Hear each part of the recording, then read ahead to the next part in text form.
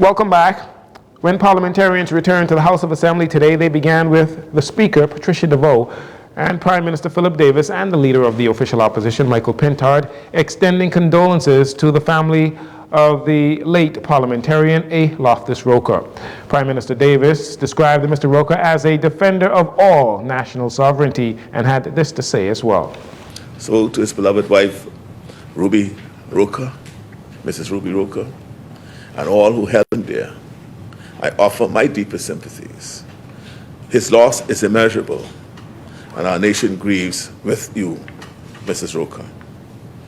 Madam Speaker, I remain convinced that the essence of leadership embodied by Mr. Roker is not a relic of the past, but a living blueprint for all of us in this chamber today. Let us march forward together with resolve to forge a nation that is the pride of our founders and a joy to our people, a nation worthy of their dreams and sacrifices.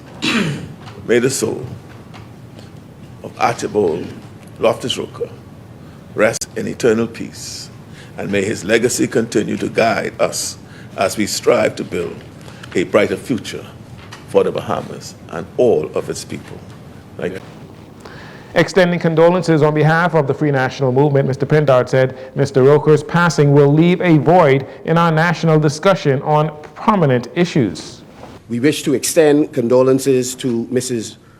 Roker and to all family members and friends of A. Loftus Roker, and of course to our parliamentary colleagues from the Progressive Liberal Party.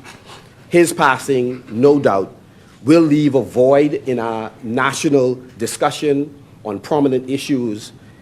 He's never shied away from sharing his opinion in a very candid way, Madam Speaker, on a range of issues that affect the Bahamian people. Both men extended condolences to Mr. Roker's wife, Ruby, and his family. Mr. Roker was 88 years old at the time of his passing. 13 illegal migrants were apprehended after being found on Little Inagua by Operation Bahamas Turks and Caicos, that's OPBAT, that was on Sunday. The occupants were taken from the island by HMBS Kamalami, which transported them to the mainland of Matthewtown, Inagua, on Monday. The 13 migrants were comprised of 9 males and 4 females. Further investigations are still underway. All individuals appear to be in good health and will be handed over to the relevant authorities for further processing.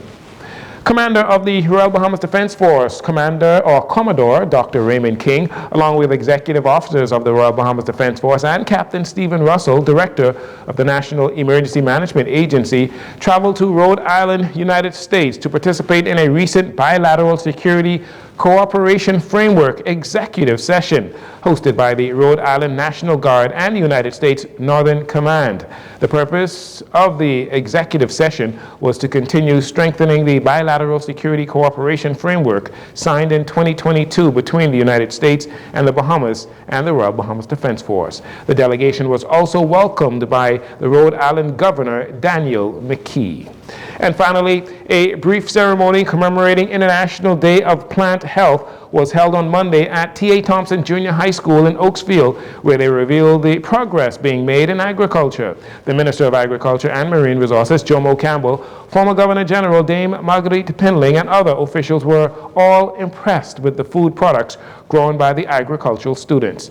Currently, the students have planted and harvested tomatoes, peppers, bananas, and lettuce.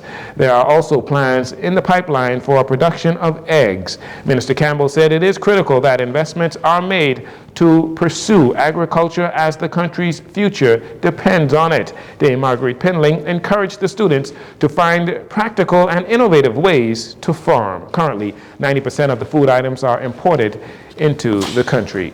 And that'll do it for your JCN Evening News. Once again, I'm Jurino Saunders. It is a pleasure to have you join us.